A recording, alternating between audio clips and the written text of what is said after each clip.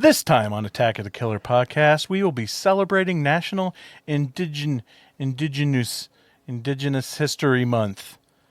We will be talking about Native American horror films, or maybe spend the whole episode listening to me try to pronounce indigenous. You did it. You got it.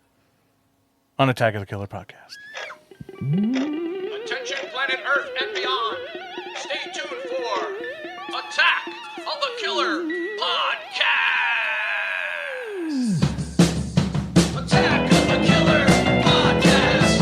Attack of the Killer podcast. Attack of the Killer podcast. Yay. What? Hello, and welcome to another outstanding episode of Attack of the Killer podcast. This is show 326, and since it's November, and November is Indigenous History Month, we're going to cover Native American horror. Now, if this is your first time listening to the show, where have you been all my life? Attack of the Killer podcast is a horror movie podcast where a group of friends, we get together with a topic and we discuss films within that topic. We're just friends hanging out, talking horror movies, talking shit. So there may be spoilers. There may be shit.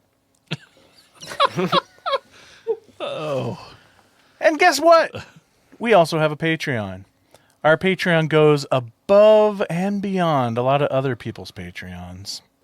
When you donate to our show, you get to join the Attack of the Killer podcast family, which we call the Attackers. You can get all kinds of amazing extra content when you become an attacker, such as bonus episodes. Like our next bonus episode, for example, we talked about our favorite Thanksgiving traditions. You can check that out by becoming an attacker. But you can also get our YouTube shows, my top 10 lists, killer critiques, video updates. There's also you can get your very own membership card, certificate, and sticker. You can get original art by me called Mikey's Monsters, and so much more. There's also all kinds of special perks you can get as well. Invites to our monthly horror hangout. You can suggest a movie for our Patreon episodes and our movie watch parties. And you can even get shout-outs on the show, like these attackers right here. Timothy Lenner, Roman Doppelfeld, Larry Watanabe, Brett J. Royer, Seth Key, Jessica Irish, Chris Cook, Brian Godsell, Stefan Sitter, Brandy Moore, Andrew Mahler, Rod Hutchinson, Carmen DeHague, Abraham Ariano, Andrew Bentler, Casey Kelderman, Tony Miller, Mike Clayton, Rose Talashoma, Abe Kirshner, Lisa Cavalier, Holly Berg, Bill Fisher, Greg Dedrick, Sam Lenz, Garth Jacobson, Brett White, and Tiffany Deweese.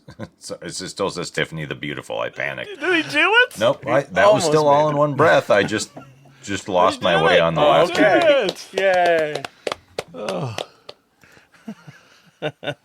So we definitely need you also to become an attacker out there, because we are really, really trying to get Brian to pass out. Yeah. And I think if we get to how many, I'll do the kidney bean recipe. Yes. Say if we get to 30 attackers, Tad will put his kidney bean salad recipe on Patreon. There you have it. Everyone's He'll like, do a what the video hell? of how to make it step by step in the nude. In the nude? Okay. So think about that, folks. You can also be on that list. You could get the kidney Think bean. about kidney bean salad with beard hair in it. Everyone's like, what the fuck are they talking kidney bean salad about? If Stay only tuned. they were attackers, they would know. That's right. So all you got to do is go to jointheattackers.com, pick the tier that best suits you to get the perks that you want, and become an attacker today. Again, that's jointheattackers.com. And now it's time to introduce you to the podcast crew. He thinks November comes before December because he goes alphabetically. Brian. Hi. Hello, everyone. He's disappointed that he can't celebrate his birthday this November. That's because he was born in January. Jason. Oh, hi, everyone. Happy Thanksgiving. He loves the smells of fall. Turns out what smells the best in the fall is his nose. Tad. Hey, guys.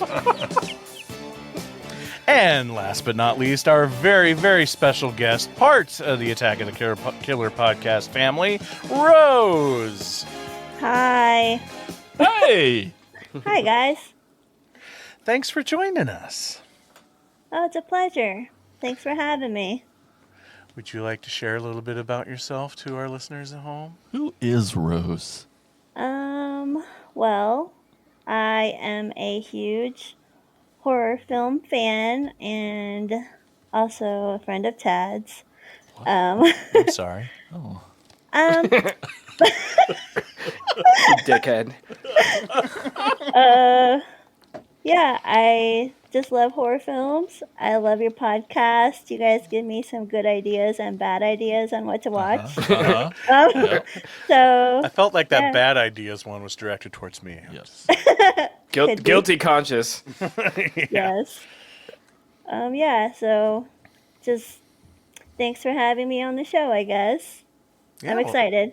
Awesome. We're excited too. Thanks for being here. It's going to be fun. Yeah. But before we get into our topic, let's find out what else we've been watching. Here's Tad with what we watched.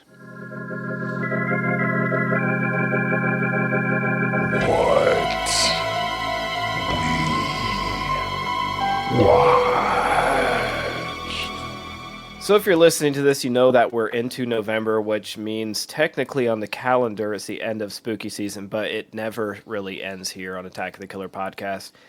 Jason, what have you watched? It ends here. I haven't seen any movies since last episode. All right, next. No, we I say it ends here, nothing but rom-coms. well, actually, I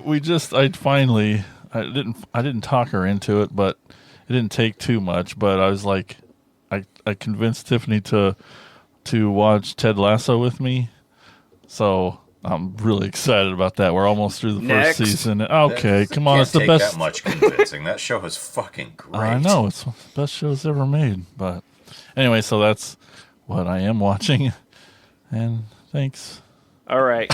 Don't let me down. Brian, what have you watched? And if ever the world needed some Ted Lasso right now. Thank All you. right. So, we recently watched Hundreds of Beavers, which is amazing. Oh, that's a movie? Have any of you guys seen this? No, but I've seen the trailer, and then I saw it was the guy who made Lake Michigan Monster. Thank you. Yes. Oh, Yeah, my God. yeah. Yeah. So as So- soon as I And- saw that, I'm like Shame- sold. I say, shameless plug. If you're in the Burlington, Iowa area, Southeast Iowa, we're playing it December 3rd on the big screen. Come down, sweet. watch Yeah, it. so Hundreds of Beavers is like, imagine if Buster Keaton had made a movie where he was a fur trapper fighting beavers. It's almost completely silent, no dialogue, lots of like noises, but What was that? it's just Okay, yeah, thank you. it's fucking hilarious. I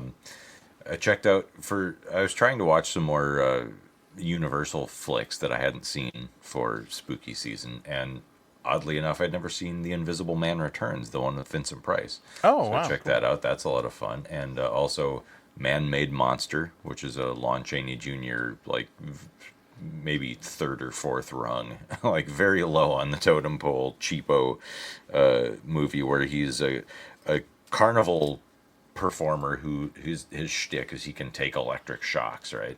So he's sort of immune to electricity, so the scientist decides to experiment on him and gives him the power, basically the same powers as the guy from Shocker or the villain from Ernest Goes to Jail. Take your pick.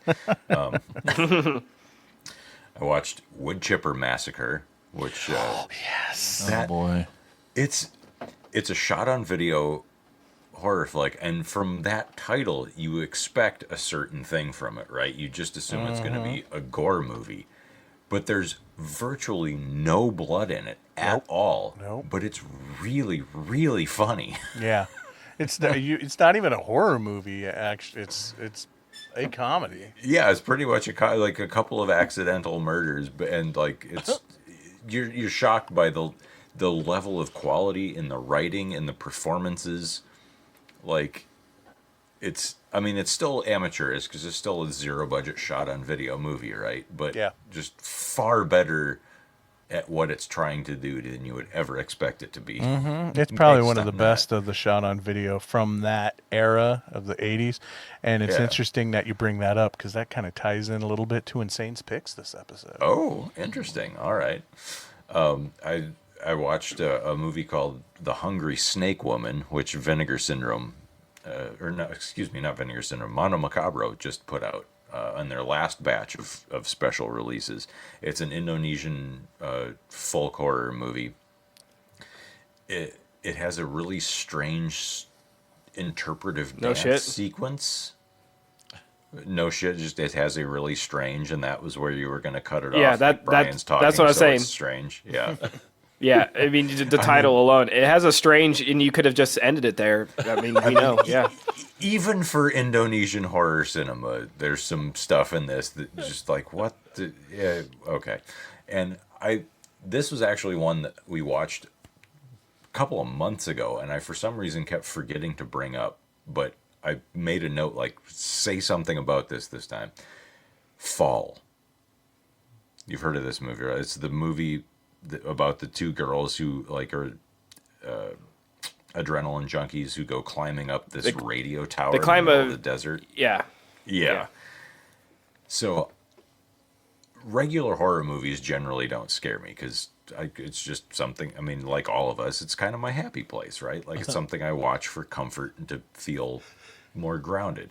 But I'm fucking terrified of heights. That is like the big, like, wigs me the fuck out.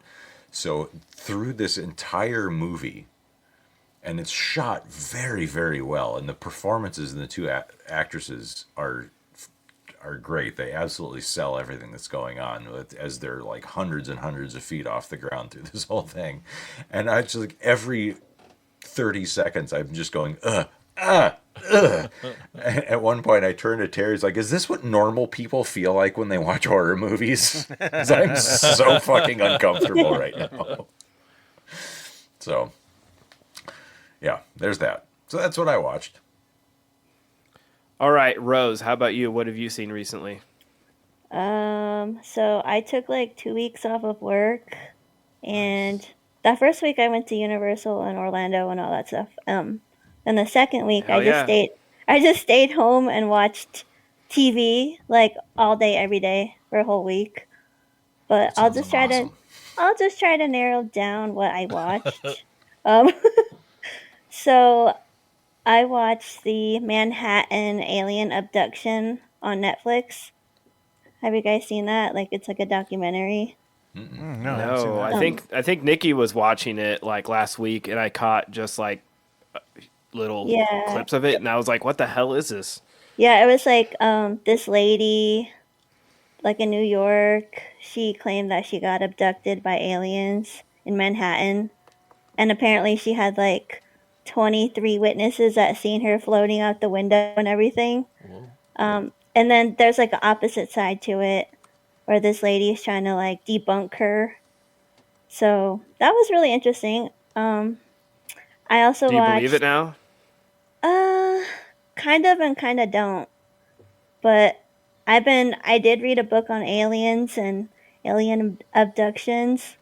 So kind of like think that maybe it's true. But I don't know, a little bit skeptical still. But Okay. so that was a good one. I watched This Is the Zodiac Speaking on Netflix. Another documentary. That was kind of really annoying because I guess a lot of people were like saying, this guy, you got to look at this guy. And then he like got caught with a bloody knife in his car by the cops. And I guess like somebody just got murdered like maybe a mile back, and he was speeding, and they asked him, why do you have a bloody knife on the seat? And he's like, oh, I just killed a chicken with it. And they're like, okay, good enough. And then Have a nice night. And that Yeah. man was Ted Cruz. oh my god. I also watched Maxine. That was Fuck yeah. good. Where do you rank watched- it in the trilogy? You know, I actually like Pearl better, but Yep, me too. yeah, it was okay. But I like Pearl better. Other than that, I just kind of just vegged out watching everything. Let's see. We watched Signs the other day, Yahoo! and You then get two M Night guys. yeah, That's right. Love it. it was like his only good movie that he made. All So. right. Oh. Who invited Rose? What? And Signs then is last, great until the ending. All right. yeah. So last night we watched Pedro Paramo on Netflix. It's kind of all in Spanish, and it was really weird. Didn't like the ending. But yeah, I basically just watched everything I could for like a week. That sounds amazing. It was pretty nice. Amazing week, yes. So I had like watched so much that I can't even. I Yeah. could talk to you guys forever about it, but I'm not going to. What did you think of Horror Nights? It was your first time, right? Yeah. Oh my god, that was like the most fun I've ever had. So Ted's not making that up? No. Okay. It's awesome. But it was worth it to have the express pass. We were Yeah. able to do everything all in one night, and like I think the first haunted house we went into was the Insidious one, and it was really cool Yeah. because you go in there and there's that big giant red door. It's like gigantic and it's glowing red, Yeah. and you have to go in there. And then there's a lot of like the demon jumping out at you and stuff. And my friends made me go first, so I got scared and they hid behind me. But I had so much fun. Other than that one, there was one that we didn't even care, like we didn't even know what it was about. We're like, okay, let's go to that one. And it happened to be that the three sisters that like killed everyone. That was really cool. Mhm. Yeah, so it's Yeah, like that kind of was like the true crime one. yes. It like Yeah, was the like a triplets true of crime. terror. Yeah. Yeah, that was really really awesome. They were I all love really that one, cool. too. Like it was all really cool. I just didn't like it when like stuff got sprayed on me, like nasty wet stuff. You know, and Oh, it Yeah. was we like all know. ooh. Well, you guys don't know, but Tad knows. Like somebody Yeah. will be like, I've some had guy was fair like share of gurgling on a nasty couch. stuff sprayed on me. Ew. Yeah, and cinema sinister cinema, the drive-in theater one, when you went into the New Orleans Mardi Gras massacre house, like that room with the college Yeah. student on the couch, and he'd Yes. throw up on you. Yeah. Yeah, he said yeah. he was like gonna vomit, and then he vomits all over you, and you're just like, this is disgusting. But it was so much fun. I had a great time. Come with us next year. Like, we always get an extra. We get like a big room, and we just let's make it a thing. Yeah, I was lucky enough to have a friend that lives in Orlando, so she picked us up from the airport, drove us everywhere. Nice. It was Nice. pretty awesome. Yeah. Heck yeah. Heck yeah. Well, was that everything? Does that wrap up your what you watched? Yeah. Other than Demon Slayer, but yeah. All right, that leaves you, Mike. What did you watch? Well, they just wrapped up the 4th season of Only Murders in the Building, so finished that. Loved it. Really felt like this is the season where they threw everything at the wall to see what would stick. So many cameos, or so many like special guests in this season, from Zach Galifianakis to Eugene Levy to Paul Rudd? Well, Paul Rudd shows up again in a third character. God, that show is so good. Oh, and it's so funny. I mean, lifelong Steve Martin fan, and he's got a whole new thing with him teamed up with Martin Short. I know Jason rolls his eyes at Martin Short, but those two together are hysterical, especially when they're doing talk shows and stuff, when they just spend the whole time politely making quips at each other, like making fun of each other, but it always sounds like a compliment. It's hilarious. Anyway, so that was a fun season. The next one, controversial. Probably saw me mention it on Discord. I also, if you've seen my Letterboxd review, but I watched Long Legs. didn't like it, guys. I didn't like it. Am I alone on this? I don't remember reviewing it very high either. Oh, okay. That makes me feel better because honestly, I liked it, but didn't love it. Mommy, Daddy. I feel like I got called out by a friend of mine who read my Letterboxd review and was like, "Man, you really hated it." I'm like, "Yeah, I really didn't like it, but I feel like I was more harsh on my Letterboxd review about it just because of the fact that I feel frustrated. Like this movie has been so high regarded, it feels like in the community, and I don't get it. I'm just frustrated because I don't think I get it because I thought it was kind of poorly written. I mean, Nicolas Cage is great and all, but and the thing is that one of the things, I mean, I love Nicolas Cage in just about anything, but we can all admit that a lot of times a movie will screech to a halt to be the Nick Cage show. And I was really excited that it felt like, not that he was subdued, he was still an extremely weird character, but it when he shows up, it wasn't like, hey, time out, it's time for Nick Cage to do his thing, until Right. after he got arrested, and then it turned into the Nick Cage show again. And I'm like, okay, well, that's great. But like, Do you what? think if you went into it completely blind, like not knowing the hype, you would have liked it more? And my next question is, if you went into it blind, would you even know that was Nick Cage? Oh, okay. Here's the thing. I knew people were loving this movie, but I knew nothing about the movie. No trailers, nothing. Still, after all this time, still had never seen anything about this movie, not knowing what it was. So I don't know. Does that count? What you're asking? I guess so. Okay. I mean, you still got the high regards. Sometimes I think the hype, like if you see something later after everybody's trying to keep your expectations in check, you know, you go in expecting everybody praise this thing, and then it's like, that was it, you know. Nick Cage does not make a movie great. No, it's true.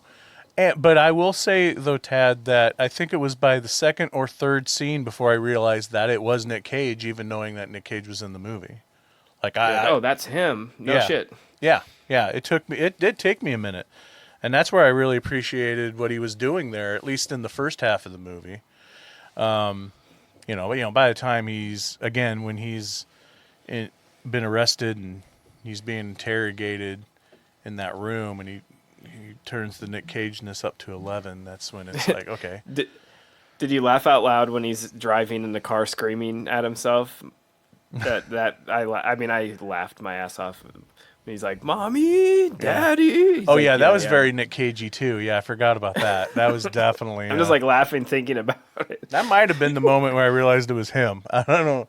I don't remember now, but here's the thing, and no one can say that I didn't like it because it's slow burn, because everybody knows I'm not a slow burn guy, but I was highly invested, and that's where I was pissed off.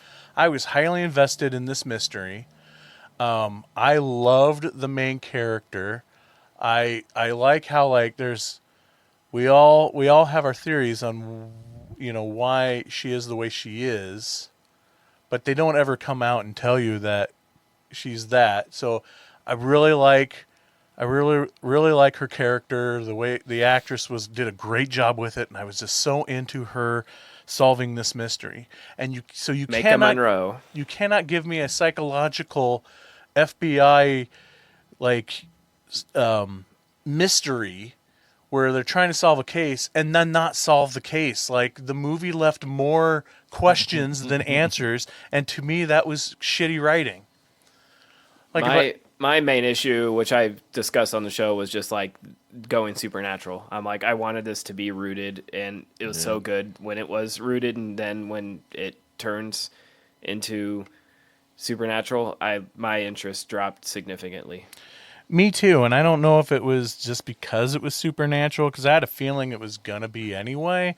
But to give me no answers with the supernatural, like, what are the rules? Why is this happening? What crazy curse or supernatural creature is causing this to happen? What are the answers here? Now, I'm not saying I'm a guy who needs all the answers. I've always been the guy that says, like, sometimes it's way scarier not knowing. But when you are telling a story in a certain way, as in a crime drama-esque procedural, trying to solve a mystery that I have to follow and then not give me the answers to that, is total crap. I think that's just, I just thought it was bad. And the fact that, like, the conveniency of some of these things that happen in the movie, it just so happens to be this person that is just so happens to be connected to our main character, without being spoilery. That just seemed like so super convenient in its storytelling. Like, what are the circumstances that would lead all those pieces of the puzzle to line up just like that? Anyway, I'm starting to get a little heated about it. I apologize. Yeah, well, I'll change your title on the website, Mike. Longlegs hater. Well, for me, it was Sorry, like I didn't loved mean it. to. And I didn't Well, mean to get all my harsh argument- on it, because I really want to understand. I really feel like I'm missing something. no, I felt like every time I've argued, like, I just wish it wouldn't had gone that way of the supernatural thing. People are like, so you basically wanted it to be Silence of the Lambs. I'm like, I guess so. Cause, Yes, a David Fincher movie. Something that has a payoff. Yeah, or Mindhunter, it's Yes. like it gave me those vibes until it went that way, and I was just sort of disappointed because, like Mike, it felt like a cop out of like, Yeah. we're like, well, of course she wouldn't have fucking solved this mystery because it's not possible in the real world. Like, yeah, that's why we can't figure it out. Like, it's like finding out the Zodiac was a ghost or something. Like, it just. And yet she Pissed was me off. figuring everything out. She was figuring everything out leading up to the big reveal. So it's Yeah. so it's like, but I had something else I was going to say about it too, and I forgot. Oh well, I should stop. Anyway, I just think of like another Make a Monroe movie where Tarantino like went on a long rant about It Follows, and he's like, doing his. It's so fucking great, but if you establish these rules and you got to go by these rules, and then you don't follow the rules or explain the rules, and I mean, what's the point? You listen to too many Tarantino interviews. That's pretty good. that was a good Tarantino. Yeah.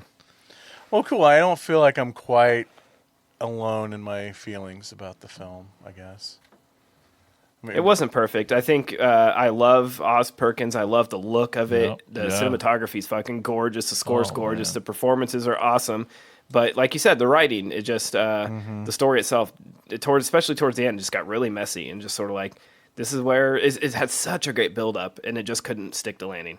Oh, and then there's like spooky things that happen, right? Some spooky things that happen that are never even either answered make or sense. even addressed Yeah. again. Like these random knocks that are happening in our house, like people knocking on the door, and it just leads to nothing, literally nothing. And so that it just it's a wasted scene. So anyway. Yep. Brian, you're quiet. Did I destroy this movie for you? No, I was always kind of mid on it. Anyway. Oh, okay. It's fine. Okay. Rose, have you seen it? No. Okay. She's not gonna now. Okay. I like Nick Well, maybe Cage, she'll- though. We probably like put her expectations in check, and maybe she'll like it because Yeah. she's going in thinking, 'Cause well, I it's said it not there. perfect. Yeah.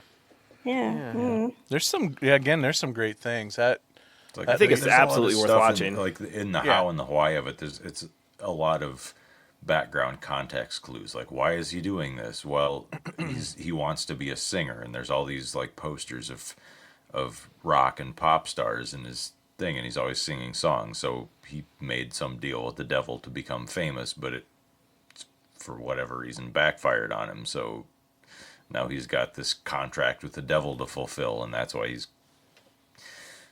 I don't know. Like I said, I appreciate a movie not holding the audience's hand and giving you clues throughout the movie, but Yeah. even with those clues, it does kind of fall apart at the end. Like that, the whole thing with, well, if Rose hasn't seen it and other people listening haven't seen it, I don't want to spoil everything, but the shit that goes on at the end, like there is some actual, if you know anyone who's interested in the practitioner of dark arts, some of that stuff has some actual, well, I don't want to say real world because it's not necessarily something I believe in, but some of the stuff that happens is part of actual magical lore or satanic lore. But again, the movie does not explain that to you, so it really expects you to have some knowledge that the average film goer is not going to have. And it like Tad said, it gets very messy at the end and just like does not fucking stick the landing at all. Cool. Okay. All right. The last thing I'll bring up is I also saw Maxine, and another controversial take. This might be my favorite of the three. Oh, okay. Yeah, but I think for me it's just the aesthetic of it, like the era, the grittiness of gross LA.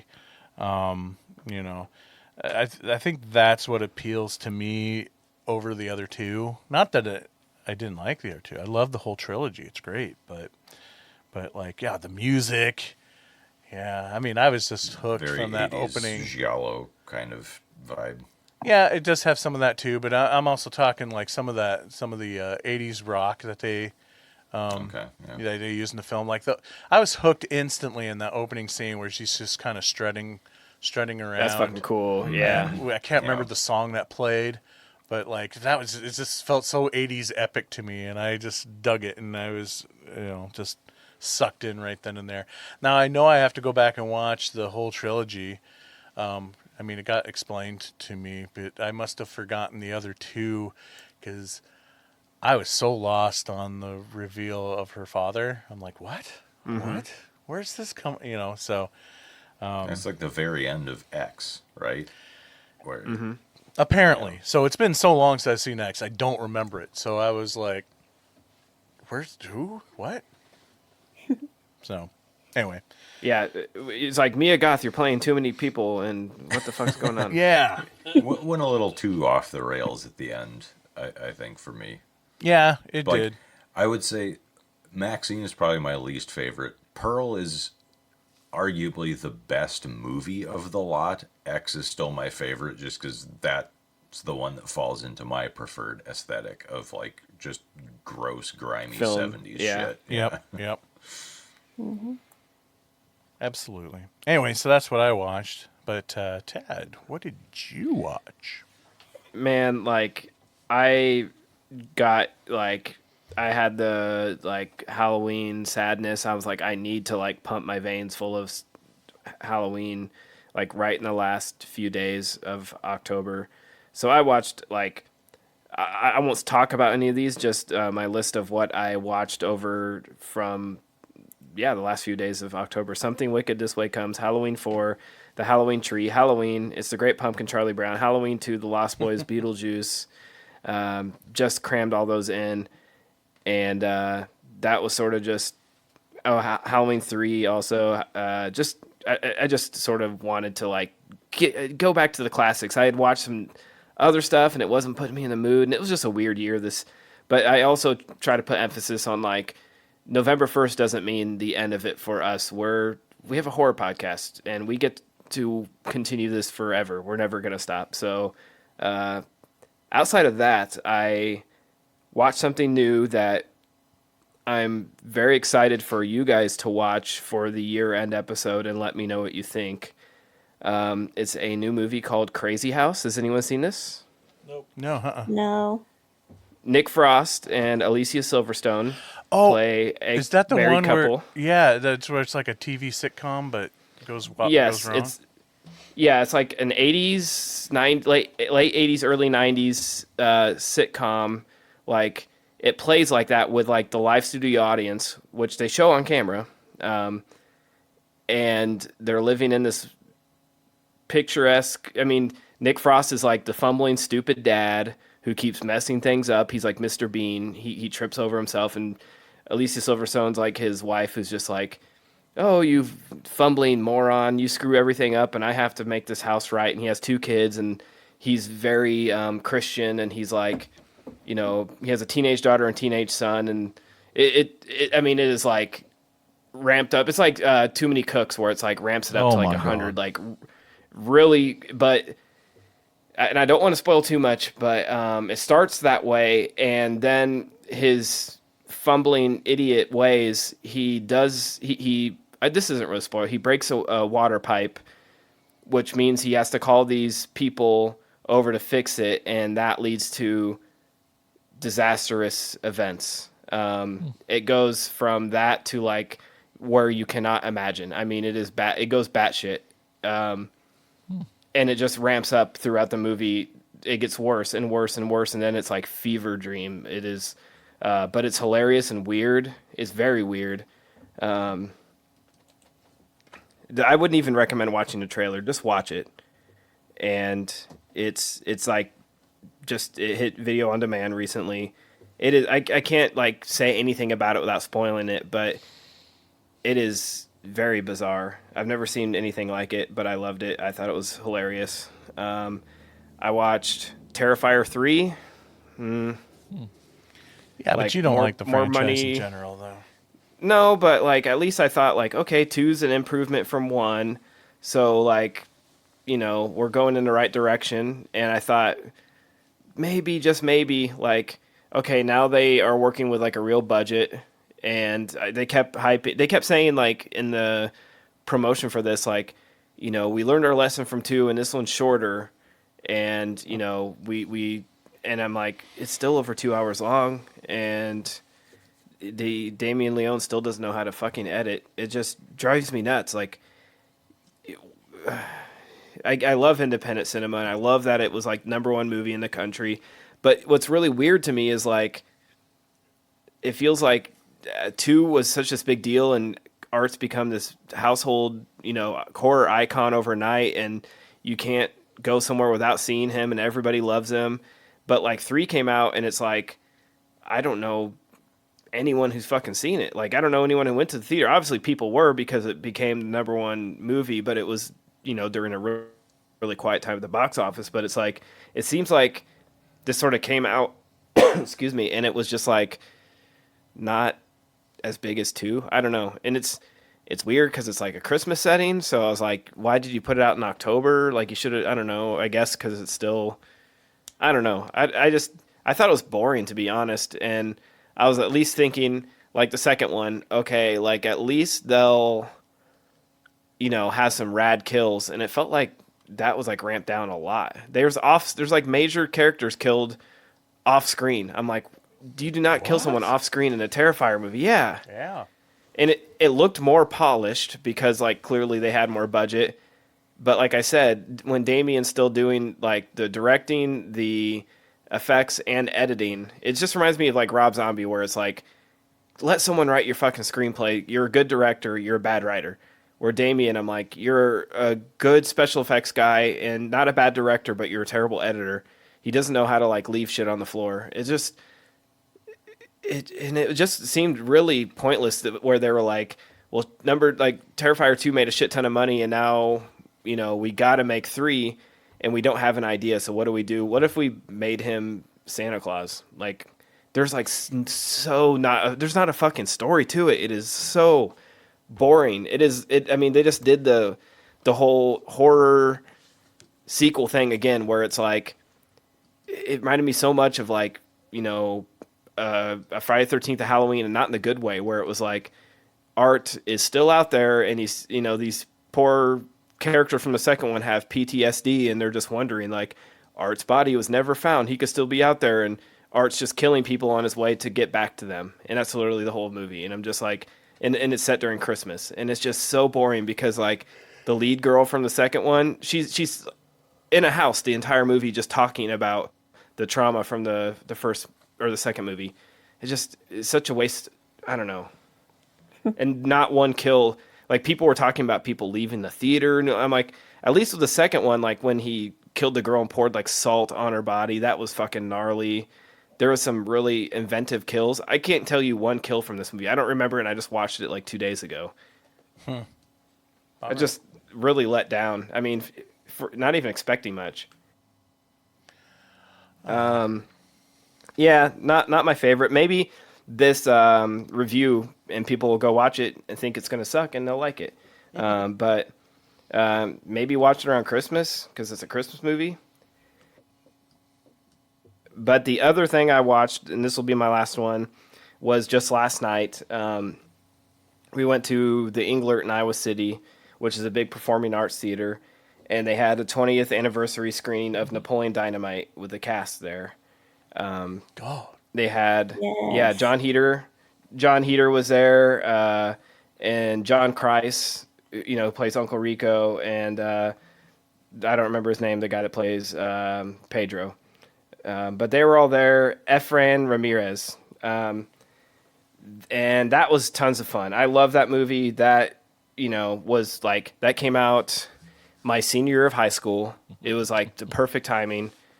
I loved the writing, the acting. That thing was like right in my fucking groove. And we quoted that movie for the next, we've quoted it ever since, but are you guys fans?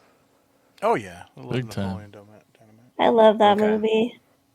Okay. So that was really cool. I wasn't sure what to expect. They put out a big, movie screen at the Englert. Not the best way to watch a movie at their setup. It just isn't made for movies. But the crowd was going fucking nuts, like when the names would come up from the actors that were there, the crowd would go nuts. And certain lines, everybody knew when a line was coming up, like your mom goes to college and, do the chickens have big talons, all that shit. People would cheer. That was a lot of fun. But I was really impressed with the live aspect. I really expected them play the movie, raise the screen, have the three actors sitting down and have a quick Q&A on folding chairs and then call it a night. But these guys, they tour this thing, and they made John Kreis comes out with a guitar and he does a little song, and the other two come out and they sing with him, and then they had a whole stage set up with a time machine on the stage with some kind of video package behind them to make it look like they're traveling in time. John Heater dresses up like Napoleon and does the voice and stays in character. Sweet. And they tell a bunch of great stories from the making of the movie, and I was laughing my ass off because they were telling how they came up with the character based on a real person, and he was telling stories about the real person, and it was so fucking funny, the real Napoleon Dynamite. Basically, this dude they went to film school with, they based Napoleon on him, and the guy was on set and was not aware that they were basing this character on him. They tried to get him to play Napoleon, and he wouldn't act like himself on camera. They're like, we got to do this thing that you normally do, and he couldn't do it. So they were just literally letting him walk around set, and then they were just copying his mannerisms and shit. So funny. John Heater was telling the story about the guy was on set and he was carrying a bottle of Gatorade on a lanyard around his neck. And that just he's like why is this guy and so that's and he's and he would dramatically drink it. So that scene where Napoleon is sweating from dancing and he drinks the Gatorade out of the fridge very aggressively. He's that was completely made up on the on the right there on the set because we saw how he drank Gatorade. And hearing John Kreis' story, that dude was in TerrorVision, he was in Fright Night 2, he was in Monster Squad. Yeah. He's been around the block. So when he got the script, he was like, what the fuck is this? Shows up on set and these great stories, but he's when he shows up on set and it was Jared Hess's first movie, it was everybody's first movie, and he's the only veteran actor in that thing. And he's he thought he was showing up on set for this he had no idea what he was in for, but he met Jared Hess. He was 22 and he had never made a movie, and he's oh my God, what have I got myself into? But then when they started, he showed him how to act like Uncle Rico, and he's okay, this guy's a genius, this is going to be awesome. And then they talked about taking it to Sundance, and they went to Sundance in character, and they handed out vote for Pedro buttons, and they were vote for Pedro, vote for Pedro. And everybody was what the fuck is this? And then they saw the movie and were oh my God, that's genius. And all the studios were fighting over who got to buy it, and Paramount and I'm trying to think of who else it was. But two different studios like split it. Like they ended up both buying the rights to distribute it, and the rest is history. They just talked about like they shot it in Idaho. Like a lot of the characters in the movies are not or in the movie are not even actors or acting or even were given lines. Like the scene where the farmer shoots the cow, like that was completely like they handed the guy a gun and he was a real farmer and he's like, you'd never use like a shotgun to shoot a cow, you'd use a pistol. And they're like, well, this is what we have in the props department. And he like fumbles with the gun and they're like, that's him literally fumbling with the gun, not knowing how to like use it.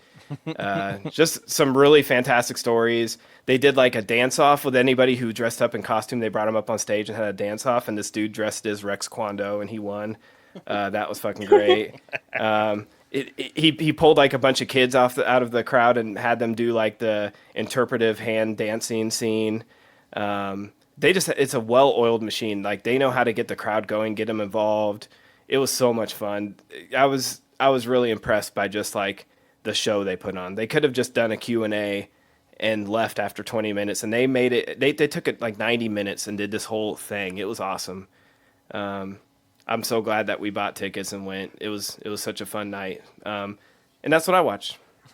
Sounds That's awesome. awesome. Yeah. Yeah. All right.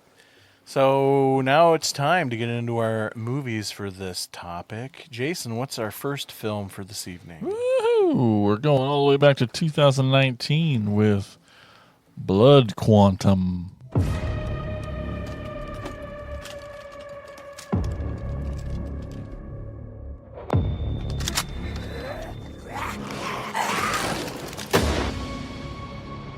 So how long were you out there for? I lost track of the time. Did you get bit? This planet we're on is so sick of our shit. That's why the dead keep coming back to life. You're immune. I'm not. What if my baby isn't either? Run!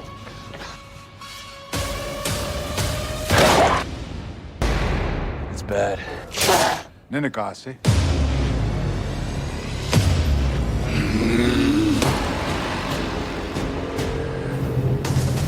I heard that you could cure bites here. Ain't nobody immune here but us.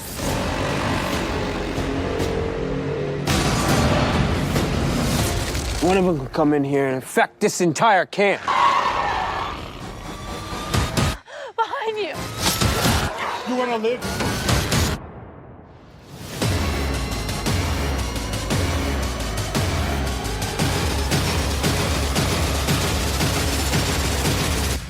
Who says we're immune? Odukja uksid hamo. Awenda sui luxiko.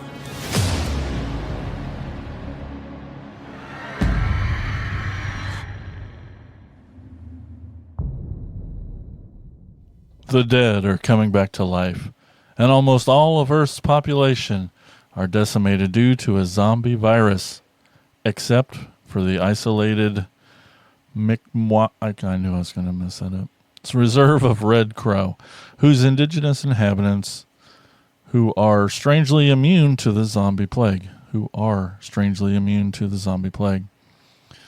Came out in 2019. We had it. We watched it for 2020. I went back and looked. But most of us had seen it back then because I remember watching it for the year ender, and I loved the heck out of it. It's great. It's such a cool story that is awesome. There's a amazing social commentary. I mean, it's pretty heavy-handed, but like deserving. It's like awesome and pretty fucking gory, and I love it for that. And yeah, it's a really great movie. I was happy to have it on a list again to watch. What'd you guys think?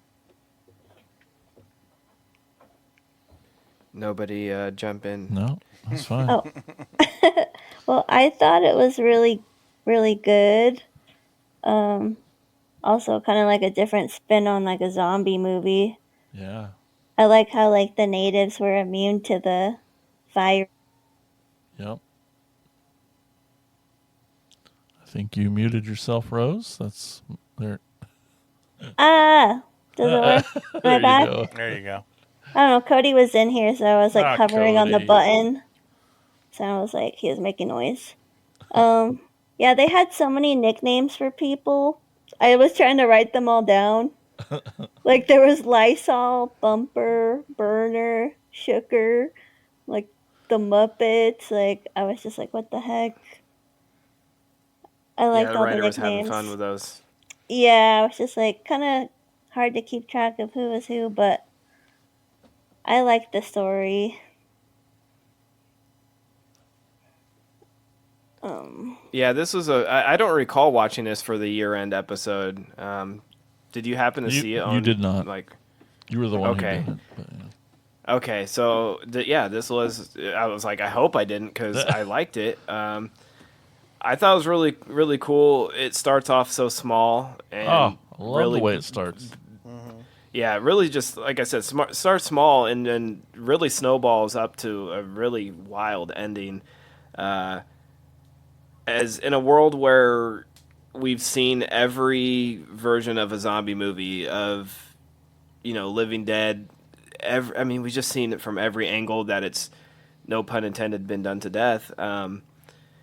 This was something completely different, from a different culture, and we'll sort of continue that theme throughout this episode where you take something similar and add a different culture to it, and it really sort of brings new life to it. That's God. I didn't even mean to do that, but you take a dead genre and you bring it back to life. But even like the whole setting of it, it's sort of like apocalyptic too. Yep. That was cool. It reminded me a little bit of like Native American Mad Max meets a zombie movie, and I love the indie feel of it too. It's like clearly not a huge budget, but they really used what they could, and I felt it had a good spirit to it too. I dug it. It probably wouldn't have still made my list if I saw it back in 2020 on the year end, but it would have been like a honorable mention. I'd watch this again and recommend it to people. I thought it was really cool. Yeah, I don't remember if it was in my top 10 or not. I don't think so, but man, it had to have been close though, because this is definitely a really, really cool flick. Definitely dig it again. Like Jason said, the gore was great. Definitely some great gore. Cool message, but just I like some of the details, like how they secure their camp with the not semis, but they have their camp surrounded with the bins or whatever. I thought that was pretty clever, and really, really dug it. I guess I'm going to be the dissenting voice here. Here we go. No, it kind of like Mike you were talking about with Long Legs. It's in concept, in a lot of the execution, the great gore, fine performances, good cinematography, all of that. But it just felt like it didn't go, I don't know. It kind of fell into the same trap as The Walking Dead, where a lot of the writing is what left me cold. Like, there's just too much tough guy dialogue. Okay. And if you're going to try to make a social message movie, which is absolutely, like, right down to the title is an indictment of white people's treatment of indigenous people, but it just gets bogged down in the tough guy dialogue. The drama is just angry arguments, and that just it doesn't work. I don't know. It's a good movie that could have been a really great movie, I guess. Okay, yeah, I can get that. Yeah. I found our list, and it didn't make any of our top 10s. Okay.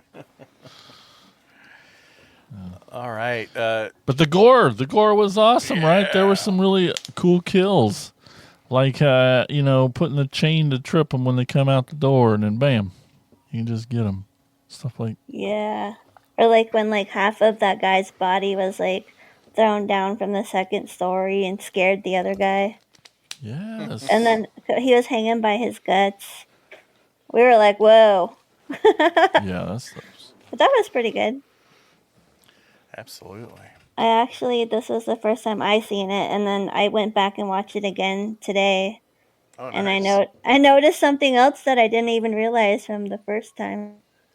When that girl Lilith, what's his name, Lysol was like, "Hey, come here," and they're in the bedroom, and then I was like, "Wait, what's happening? Why is he screaming?" And then I was like, "Oh, oh," like because of what she had in her hand. yeah. Did she like bite his dick off or something? I don't know. I was like, okay, how did I miss that the first time? I don't know. I was just like, wow. I know why we all missed it because we're like, ugh. No. All right. So, Tad, what kind of trivia do you have for this one? There's quite a bit on this one.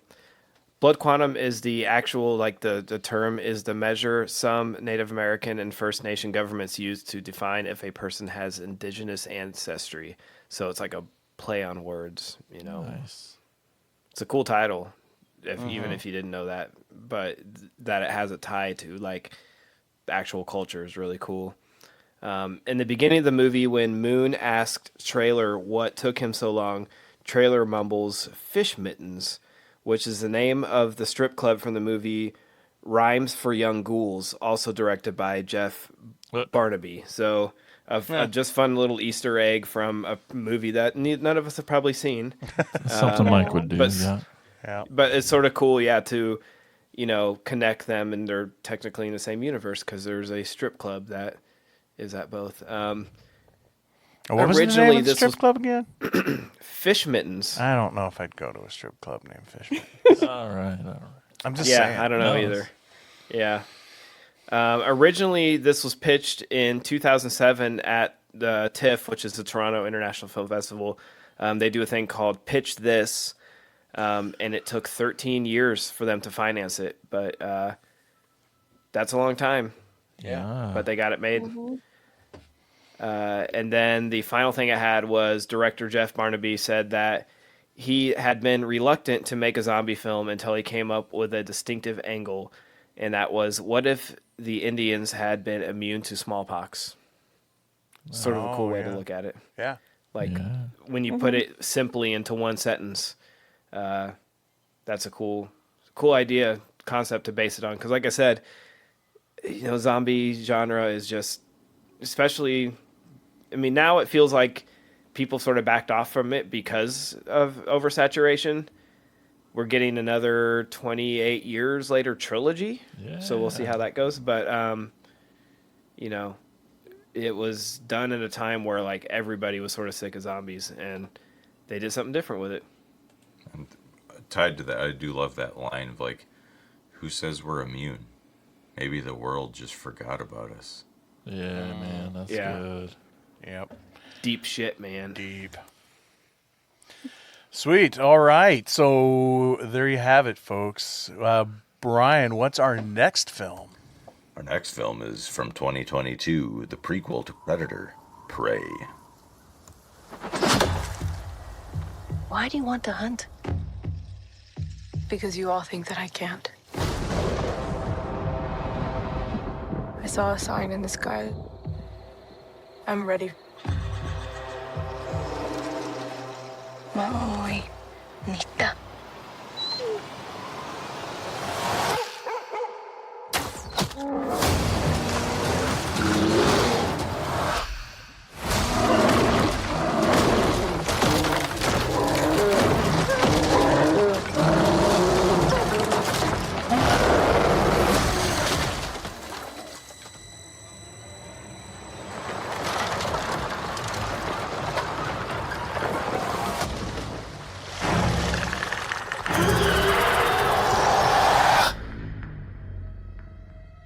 There's something out there. I'm coming with you. You can't. I'm trying to protect you. Protect me from what?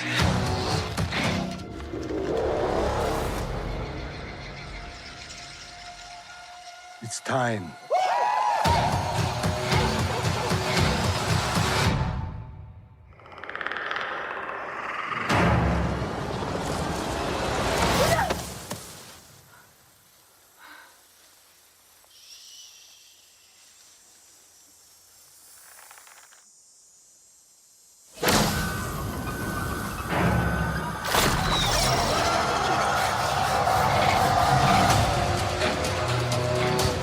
It knows how to hunt.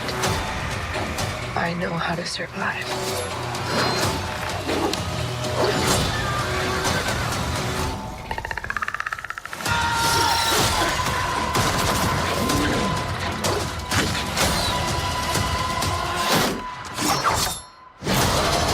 Whatever did this, I can kill it.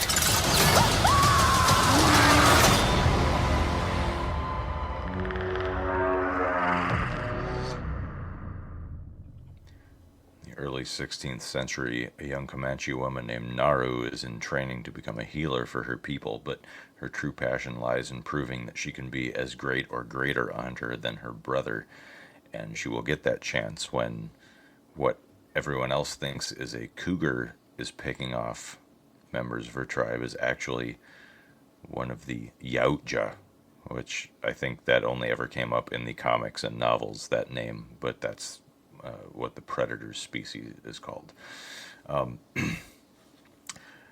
This flick is fucking great. It would be the second best Predator if not for two things that really bug me about it. One of which is the design of the Predator, which is fucking terrible. Oh, I love the design. And the second of them, it looks cool with the helmet on. When the helmet comes off, it looks like a dog's prolapsed ass. That's what I love about it. Why do you know what that looks like? Oh, God. What are you doing to your dogs? But I also hate the fact that the way it's defeated robs Naru of her hero's moment, because she doesn't really outsmart it. The way she finally takes the creature out depends on it being completely ignorant of how its own equipment works. Because it's got that targeting system that it should know that beam is pointed right at it. And it just, I don't know, that ending just really pisses me off. It completely whiffs it. But other than that, it's really cool. There's a couple of dodgy CGI moments. I think even the creature design wouldn't have been so bad if they had just stuck with the practical effect, because they had a fully animatronic head, just like the old movies used to. And then they decided to overlay it with CGI. I don't know why. If maybe they thought it would be easier to make it more expressive or something. But and the practical head still didn't look that good, but it looked a fuck of a lot better than the CGI that they overlaid it with. And just like I don't know. But probably my favorite part of the whole thing is like all the asshole fur trappers just getting absolutely fucking massacred. That whole camp just 100%. That's fucking rad. I mean, they set you up to just hate them and to have them picked off like the way they do, and that's so satisfying. I just love that moment where they're just shooting the shit out of the Predator, and it doesn't affect him at all, and they all just kind of stand there and stare at each other for like a half a second, and then all 5 or 6 of those guys have to frantically reload their gunpowder. It cracks me up every time. Yeah, this definitely was on my list. It might have been like I don't think it was number 1, but might have been number 2 2 years ago when this came out. This is my favorite Predator film. To me, it's sort of like we were talking about earlier in the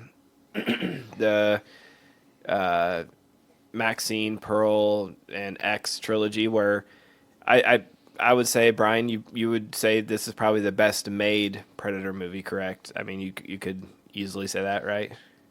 No, I mean the first one is just untouchable. But you think that's an actual better made film than this one? Because to me, like the filmmaking of this is hands down way better. There's so many things I could nitpick with the original. I mean, the original is a ton of fun. I don't know.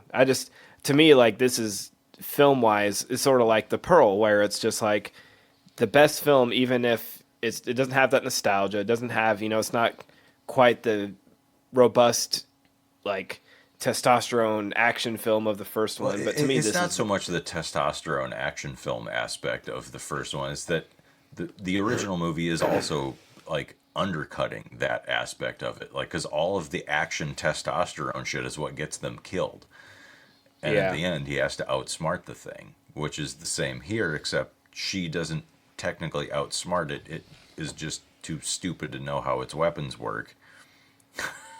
But wouldn't, I don't know. I argue that is outsmarting it. And it willingly fires one that is aimed directly at its head. So at the end, it kind of kills itself. It's kind of the same reason that it bugs me that Gigan dies by his own stupidity twice in Godzilla Final Wars, but that's a story for a different time. But also, in terms of the filmmaking thing, like, this has all the modern amenities available to it, whereas of course, 1986, John McTiernan took an entire film crew into the South American jungle and lived in hell for however many months until they got that thing shot. So a lot of the technical, if you can pick apart any technical things in that first one, it's probably down to we were trying to shoot on physical film in the middle of a goddamn rainforest. But they also had like 4 or 5 of the world's biggest action stars at the time in their film.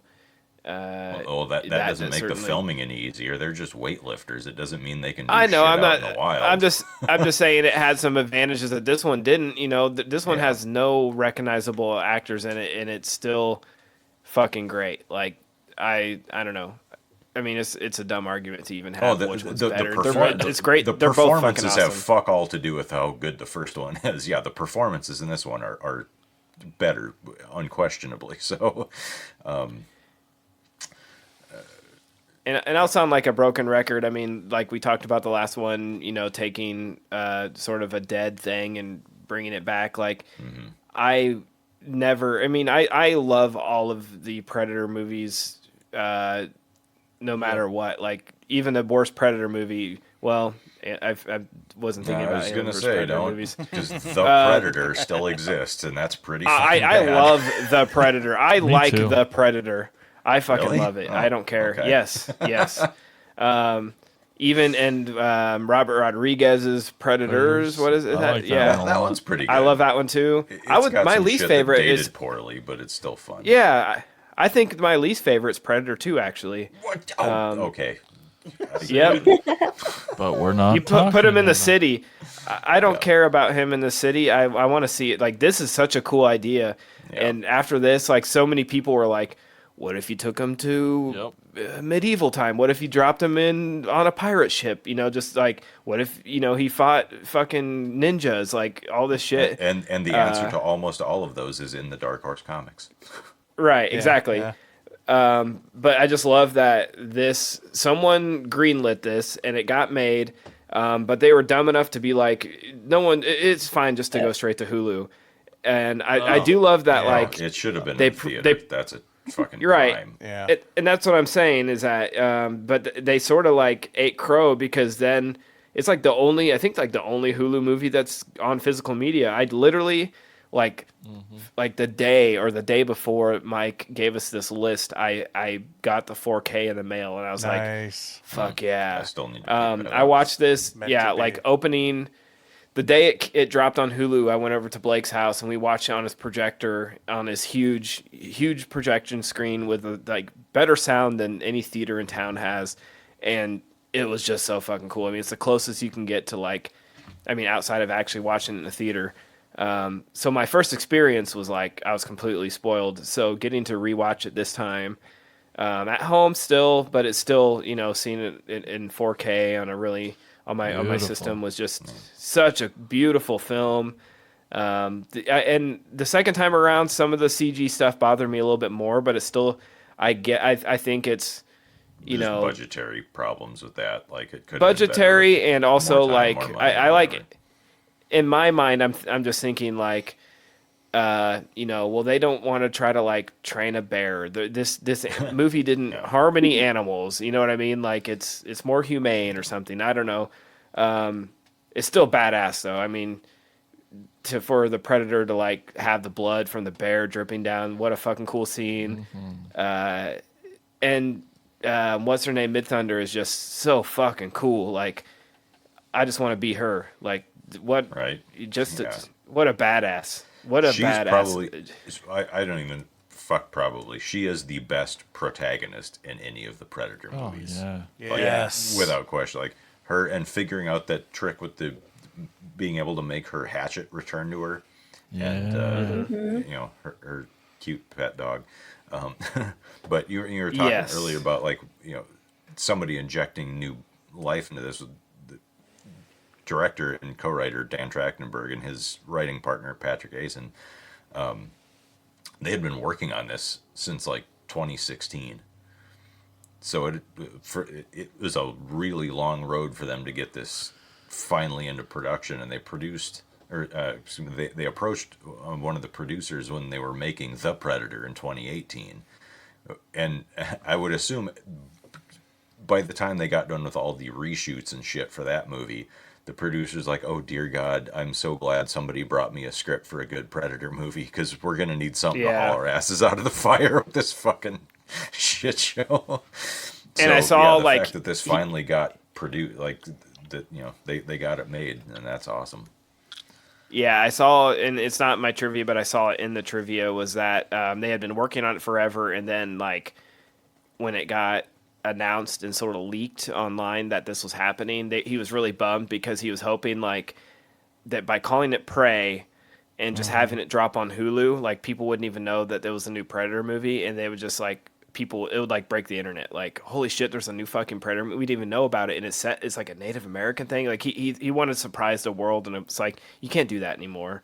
So he was both, like, bummed that it got leaked, but, like, the positive reaction that people were so excited for it, he also was sort of like, okay, that's the silver lining, is just seeing that people are super stoked. So I just would have loved to have been watching this movie for the first time with somebody who had no idea that this was a Predator movie, because I think that's what's great about it, and I think that is what makes a good Predator film. And we're all talking about, because, you know, it's in the past, and we're putting the Predator in this environment and all that. But I think what the Predator really is all about is, like, you know, normal life is going on, and then all of a sudden, boom, there's this weird space creature that's going around that shows up to kill people for sport. And but when you watch, like, every other Predator movie, it feels like a Predator movie. I mean, it's in the title. You're going into it. Where this one, you know, it doesn't claim to be a Predator movie within the title. And they use the same font. Well, and it's a very well-known font. Sure. But my point is, this really feels like the creature has just literally been thrown into the middle of these people's lives, where you watch any other Predator movie, from opening credits, you know you're in for a Predator ride. And just, I think that creature just, it's all about just him showing up and causing havoc out of nowhere. And I think that's what makes it so good. And the environment in this film, like with what Tad's saying, I think it's one of the best shot Predator films, just because of the way the environment is shown in this movie. Just nice, big, beautiful, wide open landscape, and a lot of great depth of field of the environment, those trees and everything. It's just a very beautiful film. The movie, so this is my favorite Predator movie as well, and I'm sorry, Brian, but I think it's one of my favorite Predator designs too. I like, and And one of the things is the helmet is super cool because it's like, if humans are evolving in this world, so is the predator. Like he's going from wearing basically this like skull to later in the films where it's just like this metal helmet kind of thing. And that was there's all kinds of trivia on that. Like there's tons of research that went into that and thought of like this thing's technology would not something be else that where bugs it is. me. Like, yeah, exactly. This is already a spacefaring race, so why is this one dressed like a caveman? I feel like doesn't make because any it's sense. way earlier. I feel Yeah, it's like in like the late. Yeah, but they've already 16, figured out 17. space travel. Like, it's not the same. The gap between human technology from the 1700s to now, sure, because that the Industrial Revolution happened in between those times, but the predators already know how to travel between planets. So it doesn't make any sense that this one has a bone helmet and then 300 years later, oh, we figured out how to smelt metal. Like, what? I don't know. To me, like it felt like the Predator was like on a research mission or something, because he was like harassing all the wildlife and then like melting down like the bone, and he kept that one on his like little belt. So I'm thinking like maybe that was like one of his other trophies, and he made like a helmet out of it or something. But Yeah, because I'll spoil a piece of trivia right now. The feral predator's biomask is actually made from the skull of a river ghost from the movie Predators. So if you go back and watch Predators from 2010, wow, that's kind of cool. You'll see his mask is actually a skull from one of the river ghosts. So, I mean, we can all say these creatures are obviously higher advanced than us because they've conquered space travel. They got this high tech weaponry, but I posit the thing that they're actually dumber than the human race, because you would think by the time you get beaten by Danny Glover that you would quit coming to Earth. all it takes is mud, guys. Yeah, I've always got a kick out of the idea that the predators aren't some like super race where it's the elites that are coming down here. These are like the bored dentists on safari. That's how I always like interpreted the them too. shittiest Yeah. version of their species that we're dealing with. The red shirts. Yeah. I also know I want to keep following Dan Trachtenberg. I mean, he did 10 Cloverfield Lane before that.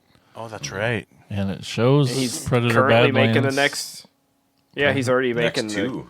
Don't they have two of them like simultaneously in production? And they better fucking hit theaters. Don't make that mistake again. Yeah. yeah, this movie was really cool. Did you guys watch it in English or did you do the Comanche? We all clearly did the Comanche. I think the first time I watched it, I did Comanche, and so since I already knew the film, the second time around, I watched the English. Cool. Yeah, we watched it in the Comanche, but like it's more like they just dubbed over the regular version of it, but it was still really good. We loved it. I think like the female character is like really strong and She's amazing. Was this your first time watch? No, I seen it when it first came out like a long time ago. Was it 2020 during the pandemic? It's 2022, I think. Oh, okay. Yeah, I can't remember when it came out, but I know we did see it, but it's been a while. It was awesome. Yeah. Yeah, I'm sort of mixed on the thing. I think it's great. It's like the first, they said it was like the first major or first motion, like feature length motion picture to have a full Comanche audio, like a track, but like Trachtenberg wanted to do, he had several thoughts. First, he was going to start the movie, like, it's like, he was comparing it to the Hunt for Red October, where it was going to start in Comanche, and then like partway through they would switch over to English. And then he was like, "What if you just make the whole movie Comanche and subtitle it?" And of course, Disney or whoever owns this now was like, "No, this is for Americans. It's going on Hulu. They got to speak American." So his like compromise was, okay, we will shoot this thing, but you will give us the budget to pay these actors to also do an entire, like, you know, come in and dub the entire movie in Comanche, and every actor plays their actual, you know, the Comanche dub is actually in Same like, actors. actual same actors just speaking, and that was his like compromise was, you know, we're going to do this and you're going to pay them, and it's going to be available on Hulu. It's going to be available on the physical, like, and that was sort of their middle ground where he's like, Awesome. I'll do it in English, but you also have to make this available, which I think is pretty good compromise. Yeah. I'm also happy to have a movie that brings back the greatest fear of every pop culture kid from the 70s and 80s, and that's quicksand. Well, yeah. Yeah. Did you have anything else to add, Jason? Oh, I just agree with you guys. I love it. I sat and watched the bear scene like 3-4 times today. Yeah. So great. Freaking epic. Love it. So, Tad, what trivia do you have for this one? I've never, I can honestly say, I think out of every movie on the podcast of all time, this had the most. I would click the thing on IMDb and it would be like 50 more. I'm like, there's 50 more things. Click it. And then it would be like 50 more. I'm like, are you kidding? And then it was like 40 more. I'm like, Jesus Christ. How do I pick just a few things out of this? But I try to focus on some cool things. Let's see how this goes. Sorry, Naru's dog. Everybody loves a dog on the show. I know we all love dogs. And Constant Companion had no previous movie experience and was adopted specifically for the movie, only 2 months before shooting. Her real name is Coco, and she is a Carolina dog, a rare breed of wild dog that followed the first humans to cross the Bering Strait 4,500 years ago. Trachtenberg wanted to cast a dog that would be period accurate, and Carolina dogs are a direct descendants of those dogs. Amber Midthunder called Coco a little bit of a hot mess, but in a sweet way, and said that obviously it all ended up fine because she was great and everybody loved her. But I think that's really cool, even down to the dog of, you know, adopting one, fuck yeah, and also finding, like, doing the research to be like, what would be the closest thing that we can get to what would have been around then. That's really cool to me. Yeah, because one I already mentioned. She had like a pug. Right. Yeah. Next one I already sort of mentioned, that the feral predator's biomask is actually made from the skull of a river ghost from Predators. I thought that was a cool little Easter egg. The script was rewritten by 2 Comanche activists to ensure its depiction of Comanche culture wasn't inaccurate or stereotypical, and the movie was praised for the results of their efforts. Among their changes, they insisted on giving every character, Comanche and French, a name in their language, even if it wasn't stated on screen. I just think, like, the respect to the culture, having Comanche activists actually come in and, like, tell them where they were wrong, fix it, do little things like that, make it feel authentic. I thought that was cool. That's cool, yeah. Yeah, it was really good, and I felt like they were respectful of the culture and everything. Good. Yeah. Excellent. All right, Tad, what's our next movie? Our next movie is from all the way back in 2022. It is Slash Back. But you can't shoot that can. I could. Easy. Let me shoot then. As if. What is it? It's a bear. Ah, you run! Told you, I'm a good shot. This place is like a ghost town. Pang? What other crap hole are you living in? I think Pang is awesome. What's up? What's up? TNT. He's only TNT because he's the bomb.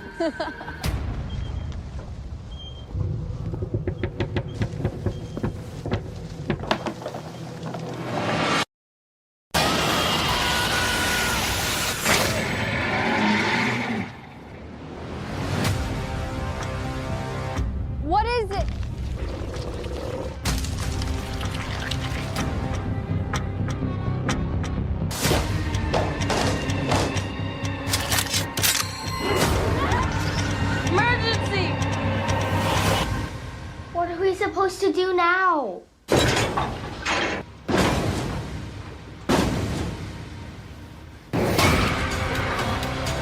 They came here to hunt us. But what they don't know is that we're the best hunters there is.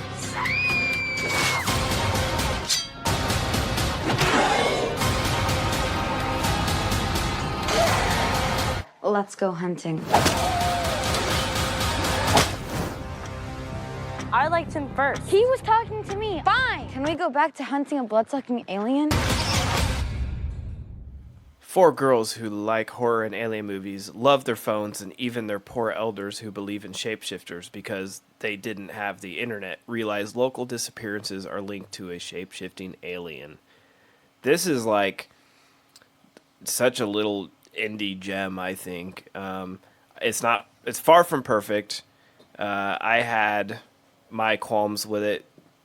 It's probably my least favorite on this episode, but I did love the indie spirit of it. It felt like something you would see at a festival.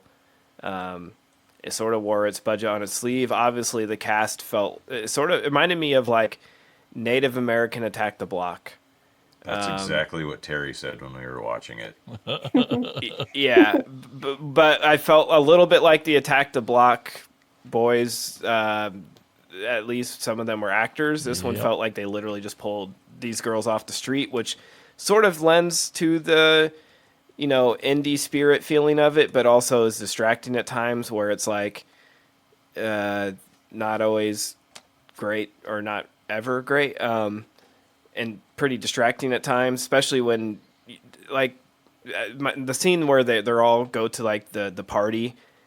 That is pretty rough. It's like you get a huge room full of kids who are not actors, and it's tough because it's like the main cast are all kids who aren't great actors. But a cool concept. I loved when there's some really suspenseful scenes. I felt like when the bear was coming up on the little girl and they're freaking out and watching through the binoculars, and they're pretty badass little girls too.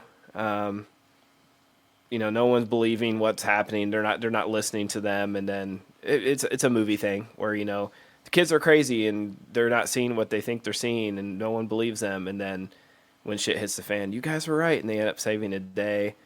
I love the chemistry between them, though. They did really feel like friends, which was I think they had good chemistry. I didn't see in the actual there wasn't a whole lot of trivia on this. I would be curious to know if these kids knew each other from before, because they did come off natural as far as like they felt like they're actual friends, but maybe not actors, but they did feel like friends. So.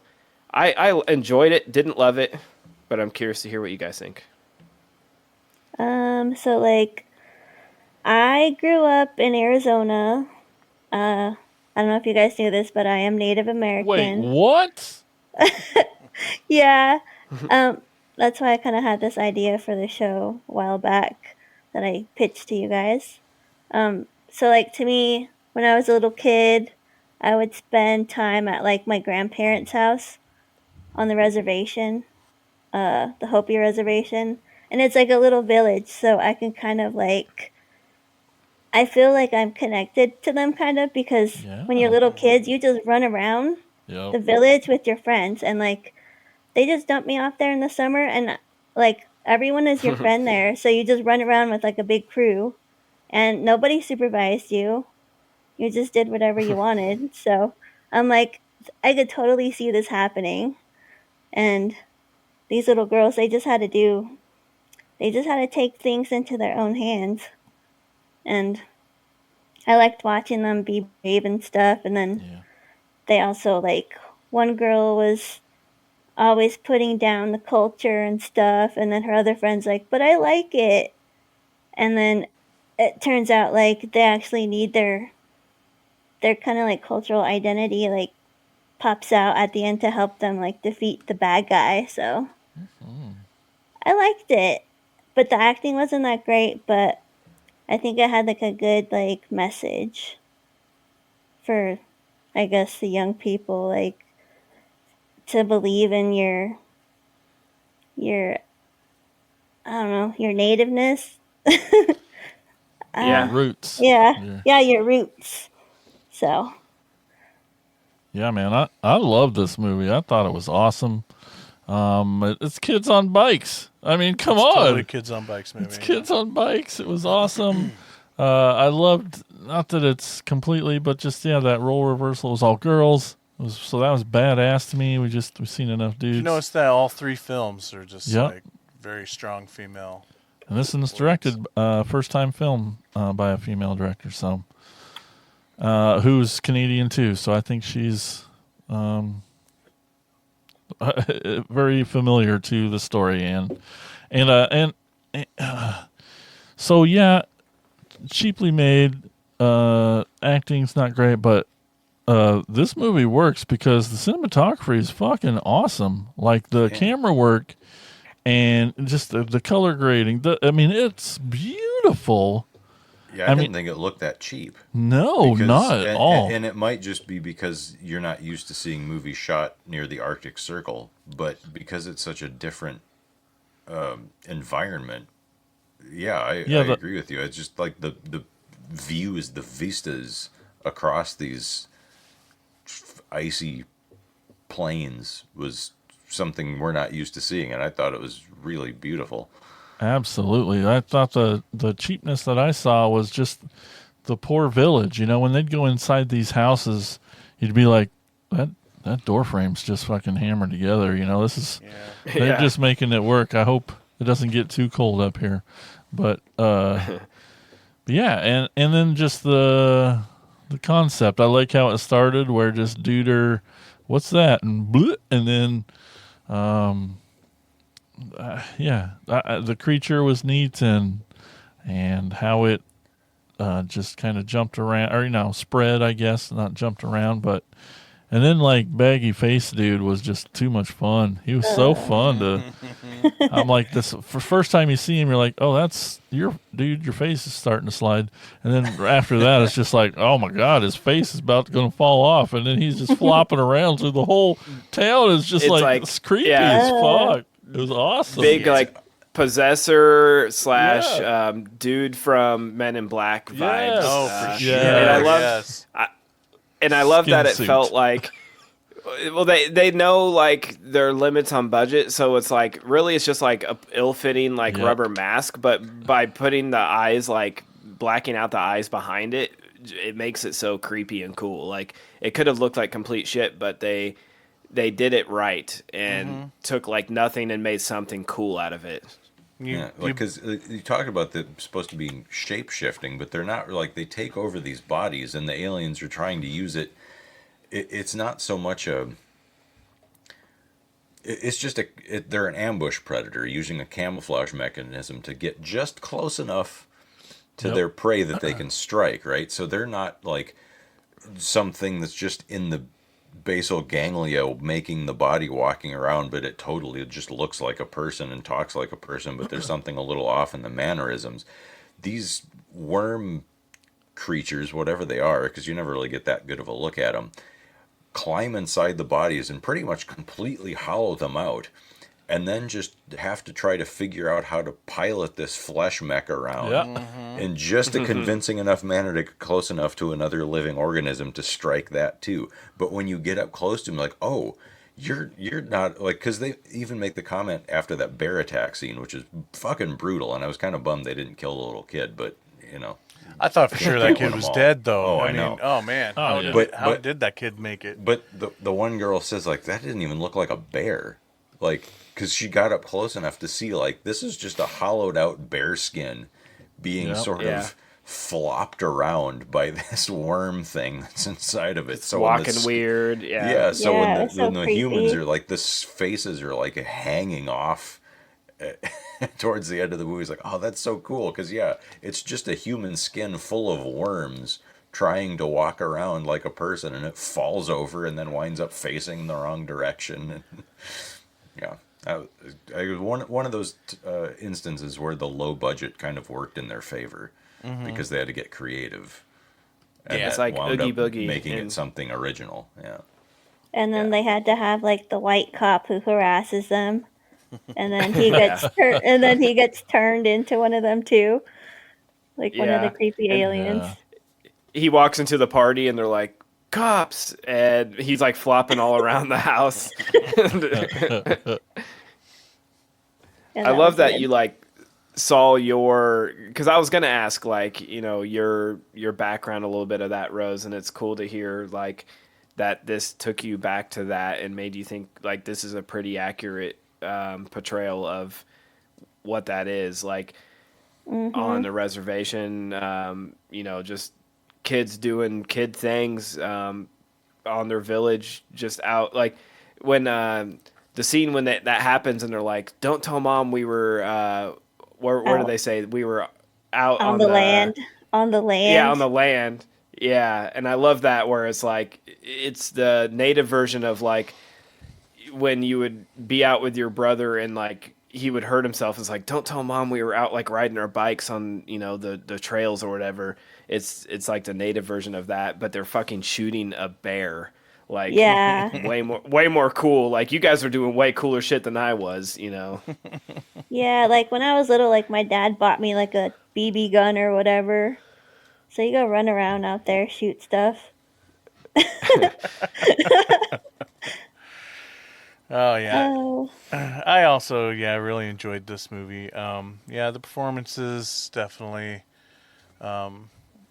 detracted, and I always hate picking on performances because I always want to blame the director for bad performances more than anything else.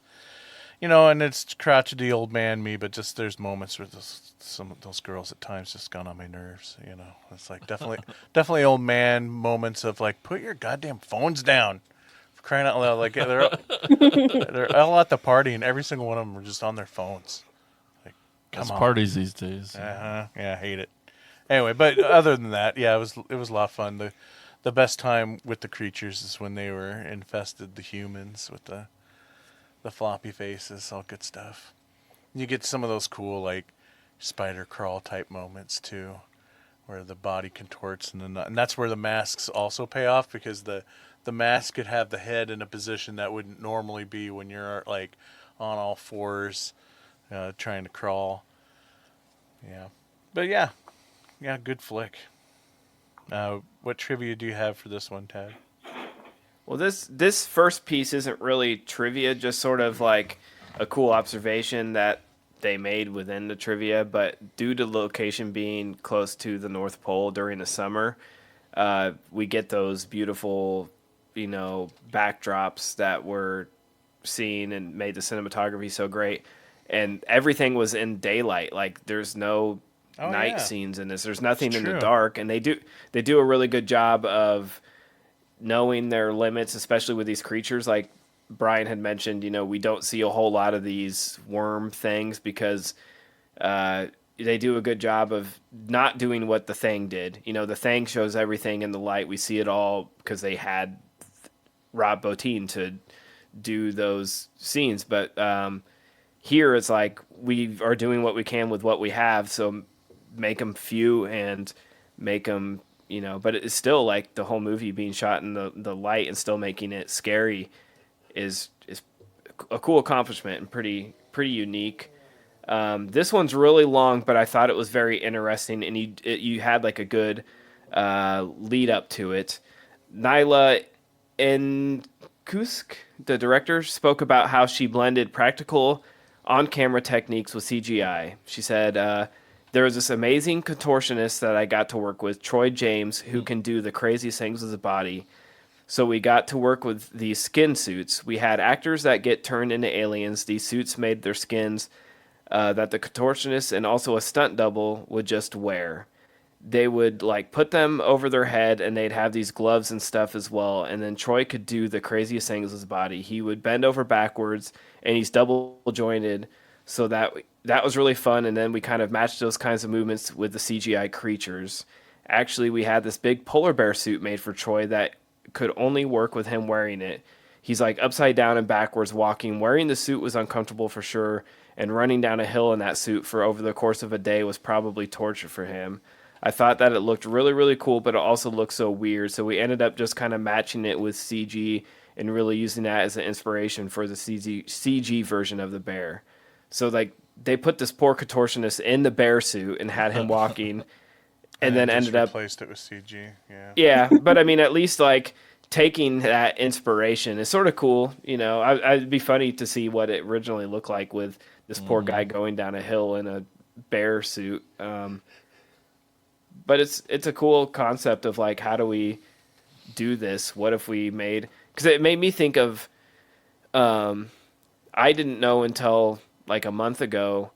I don't know how I never knew this, that like in E.T. it was like a teenager that was born without legs, and he walked on his hands, and his hands were in E.T.'s feet, and that's how like they made E.T. walk. Did you guys know that? No, I did not.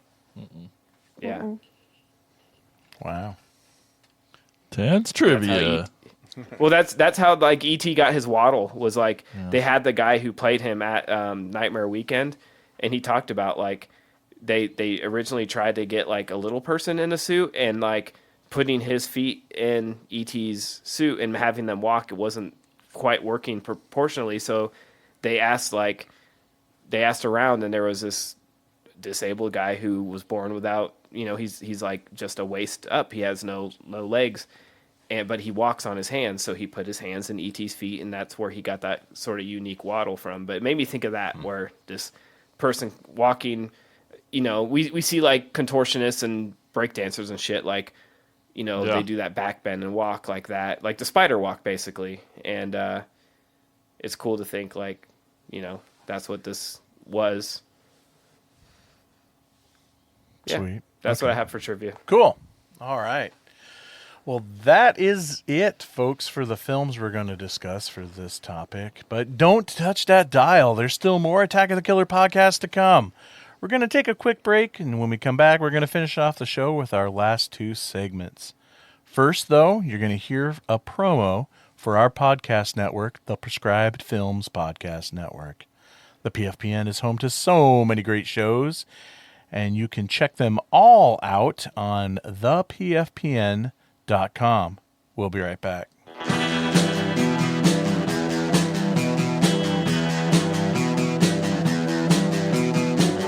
You're listening to the Prescribed Films Podcast Network, home to hundreds of hours of free podcast entertainment.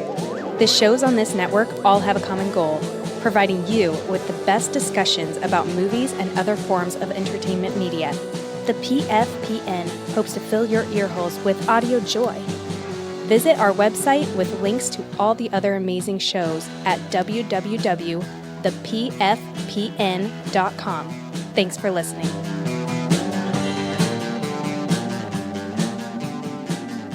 Welcome back to the show. And now it's time to hear from you guys, the listeners. Here's Jason with shout-outs. It's time for shout-outs! Shout-outs! Shout-outs! Shout-outs! Shout-outs! All right, we asked, what are your favorite Native American horror movies? And here are your shout-outs. Up first, brand new attacker Garth Jacobson. He says, I suppose technically the Poltergeist films and the Pet Sematary films are Native American horror films. Oh, yeah. Yeah. But I think Blood Quantum and Mohawk are a little closer to what you're looking for. I remember seeing Fred Olen Ray's scalps when I was way too young to appreciate or remember it. I wonder if it's worth a revisit. Yes, it is. Scalps is awesome. Up next, we got attacker Tim Lennerer says, Bone Tomahawk has fantastic, horrible, degenerate antagonists, plus Kurt Russell, who I suspect booked this movie while he still had the Hateful Eight mustache, so he didn't have to shave it off for a while. It also has one of the ghastliest deaths I've ever seen in anything ever. Agreed. Pretty awesome. Oh, and then he says, Prey was a great entry in the Predator series with a lot of historical details making it less likely that the final girl would prevail. Sure, if it bleeds, you can kill it, but guns help a lot when you're trying to do that. But my rave Native American themed horror flick is the bonkers ass The Manitou. I wondered if the Manitou was going to get brought up. In which an evil medicine man mentioned once or twice in Lovecraft stories manifests himself in present-day San Francisco by growing his entire body out of a fetus on the back of a woman's neck. He tries to destroy white civilization in America by playing full contact Magic the Gathering against John's singing rock. A medicine man, he tries to prevail but gets back up from a computer spirit summoned by a fake psychic played by Tony Curtis. You will not believe this one while you see it or after you've seen it. Man, now I wish I would have picked it. The finale of the book is even dumber than the one in the movie, if you can believe that. Jason, just so you know, directed by the same guy who brought you Grizzly. Oh, cool. William Girdler. I love the Girds. And up next, we got Derek Johns. Says, hey, guys. Hi. Thank you. Hey. He goes on to say, my top 3 would have to be Pet Cemetery, Prey, and Creep Show 2, Old Chief Woodenhead. Love the show. Keep up the great work, everyone. Chief Woodenhead. Yeah. Good portrayal. Over on the Facebook group, we got Scott Reebsman. I still got to watch Eyes of Fire. So I'll say Bone Tomahawk. Eyes of Fire, good? Yes. Not really Native American, but really good movie. All right. Okay. Up next, we got Mike Reeb, the Reebster. Wolfen is friggin' awesome. Agreed. Okay. Bone Tomahawk is really good and grew up loving Taylor in Poltergeist 2. Yep. Up next, we got Nightmare Junkhead. Woo! Our brothers from another mother's. Yes. They say, The Manitou, the best kind of 1978 PG horror that could be nightmare fuel for some unexpected kid at 2 in the afternoon on a Saturday. Like, I don't want to see this movie. They also say Eyes of Fire. It was actually shot not 20 minutes from where I lived, and we're hanging multiple ghost dongs. Okay, now I want to see that one. Yes. They also say Blood Quantum, a modern Canucksploitation classic. Sadly, the director Jeff Barnaby passed away recently. This is a phenomenal addition to the zombie genre. Agreed. And lastly, Nightmare Junkhead says, Brotherhood of the Wolf. This one is Native American adjacent, but it's well worth your time as you get to combine Kung Fu with armored wolves and Monica Bellucci. Kung Fu with armored wolves and Monica Bellucci. That sounds pretty good, right? That movie does kick ass. All right. And then lastly, James M. Hedricks just simply posted the poster for The Manitou. Hell yeah. And then the tagline says, Evil does not die. It waits to be reborn. Yeah, it does. All right. Well, I can tell you one thing. We didn't end up throwing away the voice recording device. So we have a voicemail coming at you right now. Hey everybody, Attacker Brian here.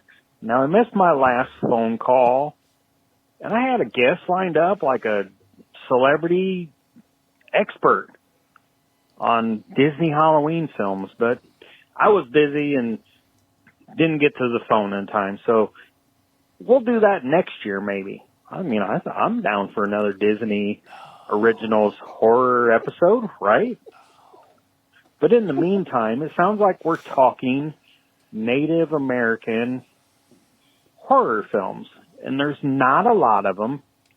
And the one I like the most is actually a Canadian film, Blood Quantum. It's one of the few that portrays Native Americans or Indians in a positive and strong light. You know, there's Bone Tomahawk, which is, I enjoyed the film, but it doesn't portray Indians and Native Americans in a positive light. There's the Creep Show episode that, again, doesn't portray Native Americans in a positive light. It does seem to, you know, bring their culture and stuff in, but there's just not a lot that portrays Native Americans in a positive light. So that's why I'm going to have to go with Bone Tomahawk. And speaking of that missed phone call, I've sworn revenge. and I will start calling and getting my revenge. But you have to wait till next time to see what that is. Until then, take care. Bye-bye. The Alfred Hitchcock of annoying Right. voicemails. I'm bummed nobody brought up Clear Cut. Have any of you seen that movie? Nope. Oh, I watched that today. Fucking great movie. Yeah, I What's it watched about? that today. Did you like it? I seen it Nah. before, but it was like kind of boring today. Oh, that's I a mean- bummer. I thought Graham Greene it's like it's almost like The Hitcher. Yeah, I just wish Like- he was like more scary. Oh, I Graham don't Greene know. scares the shit out of me in that. I movie. didn't feel like he was as menacing as he should have been, but so like he's basically this lawyer was supposed to help the native tribe like stop some sort of like logging company, but they couldn't. So then like this spirit comes out and like terrorizes the what is he, like the factory president or something? I don't know. And the Yeah, lawyer. Yeah, the guy who plays the explosives expert on the Red Green show is basically like the Rutger Hauer role in The Hitcher, where like he may or like he's human, but probably he's not. There's something else going on, and yeah, I thought Yeah, it was great, but anyway, I think he was just like a vengeful spirit or something. yeah. Well, all right, everyone. Thanks for your comments. Don't forget you can leave us a voicemail yourself. You can just give us a call at 415-952-6857. That's 415-95-AOTKP. That's shout-outs. And now it's time for Insane Mike Saunders bringing you Insane's Picks.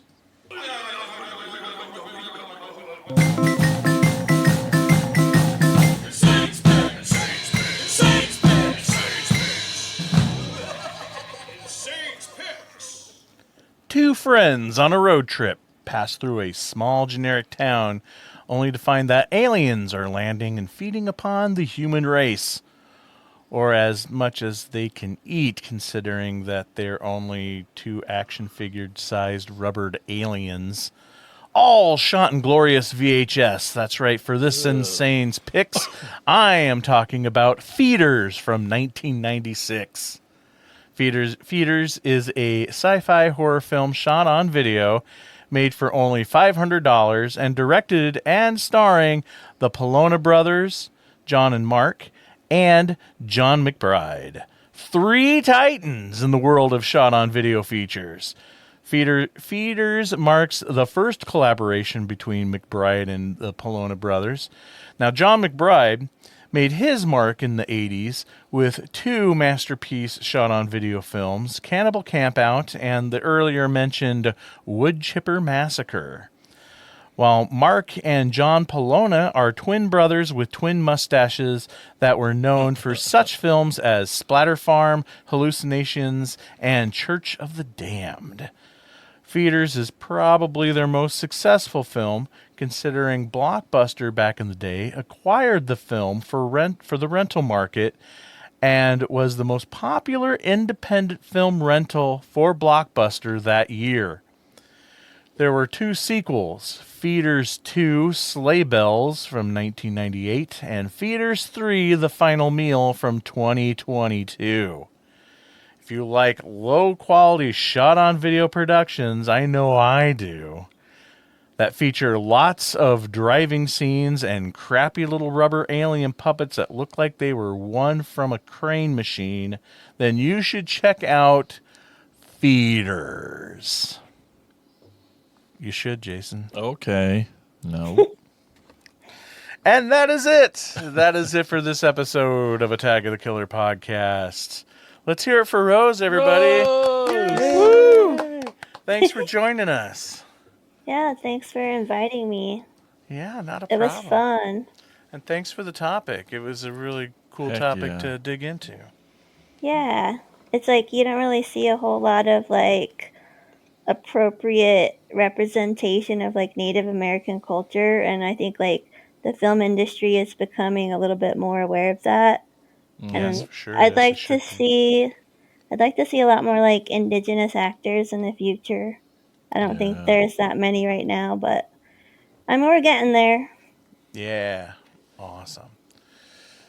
So, anything you want to plug, or if anybody wants to, track you down the World Wide Web or anything like that, or?